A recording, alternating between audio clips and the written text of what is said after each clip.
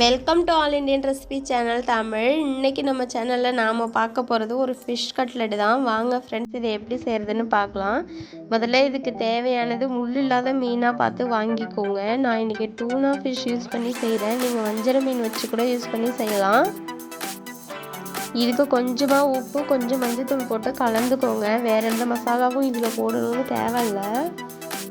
மசாலா போட்டு கலந்தாச்சு. இப்போ நம்ம இதை எடுத்து ஒரு இட்லி பாத்திரத்தில் வச்சு வேக வச்சு எடுத்துக்கலாம். நீங்கள் தண்ணி ஊற்றி கூட வேக வச்சு எடுத்துக்கலாம் ஃப்ரெண்ட்ஸ். ஆனால் நான் இட்லி சட்டியில் தான் நீங்கள் வச்சு அவிச்சு எடுக்க போகிறேன்.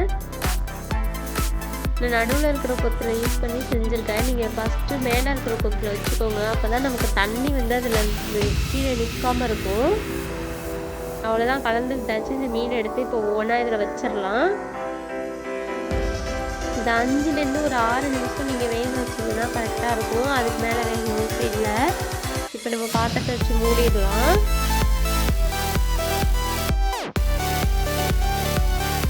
ஒரு 5லேருந்து 6 நிமிஷம் கரெக்டாக இருக்கும். நான் அதனால தான் திரும்பவும் சொல்கிறேன், ரொம்ப நேரம் வேக வச்சிடாதீங்க.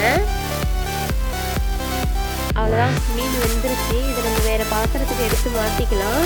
சூடு ஆறுனதுக்கப்புறம் நல்லா கையை வச்சு உதுத்து விடுங்க. நல்லா கொலன்னு உதுத்து விடுங்க ஃப்ரெண்ட்ஸ். கட்டி இருக்கக்கூடாது. இதுக்கு நம்ம மசாலா எதுவும் போட போகிறது இல்லை. இன்றைக்கி வெறும் வெங்காயம், பூண்டு, இஞ்சி, பச்சை மிளகா, தேவையான அளவுக்கு கொத்தமல்லி இலை, அவ்வளோதான். இது எல்லாத்தையும் உங்களுக்கு எவ்வளோ தேவையோ அந்த அளவுக்கு வெட்டிக்கோங்க.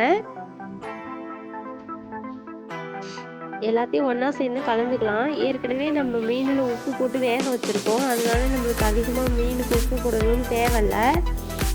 இருந்தாலும் இந்த ஸ்டேஜில் உப்பு பத்தலைன்னா நீங்கள் போட்டுக்கோங்க. போட்டு கலந்து அதையும் சேர்த்து நல்லா மிக்ஸ் பண்ணி தசிஞ்சு எடுத்துக்கோங்க. நான் இன்றைக்கி ப்ரெட் க்ரம் யூஸ் பண்ணி செய்யலை, ரஸ்க் தான் யூஸ் பண்ணி செஞ்சுருக்கேன். நல்லா பிரிட்டானியா ரஸ்க் எடுத்து அடுத்து அதை யூஸ் பண்ணாமல் நீங்கள் வந்து ப்ரெட் க்ரம்லேயே கோட்டிங் கொடுத்து யூஸ் பண்ணலாம். அதனால் உங்களுக்கு வந்து அது எண்ணெயில் பிரிஞ்சு வரும். நீங்கள் கான்ஃப்ளவர் மாவு யூஸ் பண்ணி செய்யும் போது உங்களுக்கு எண்ணெயில் வந்து அது முதிர்ந்து விழாது. அதனால தான் நான் கான்ஃப்ளவர் சேர்த்து செய்கிறேன். கான்ஃப்ளவரை நல்லா தண்ணியில் பறிச்சு விட்டுடுங்க.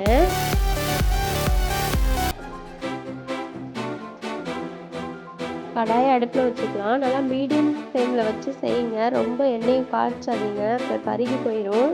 இப்போ நம்ம சின்ன சின்ன உருண்டைகளாக உருட்டிக்கலாம். நம்ம ஃபிஷ் கட்லெட்டுக்கு என்ன ஷேப் நமக்கு பிடிச்சிருக்கோ அந்த ஷேப்பில் வந்து நம்ம செய்யலாம்.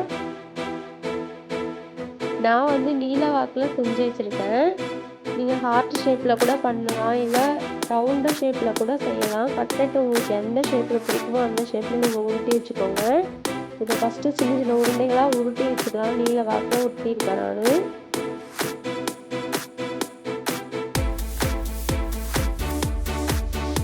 உருட்டிய உருண்டைகளை எடுத்து நம்ம ப்ரெட் க்ரம்மில் ஃபஸ்ட்டு கோட்டிங் கொடுக்கணும். ப்ரெட் க்ரம்மில் எல்லாத்தையும் உருட்டி நான் எடுத்து வச்சுருக்கேன். திரும்பி இதை கான்ஃப்ளவரில் போட்டு ஒரு தடவை இப்படி நனைச்சி எடுத்துக்கோங்க. நனைச்சி எடுத்ததை மறுபடியும் நம்ம வந்து அந்த ப்ரெட் க்ரம்மில் மறுபடியும் நம்ம ஒரு கோட்டிங் கொடுத்து எடுத்துக்கலாம்.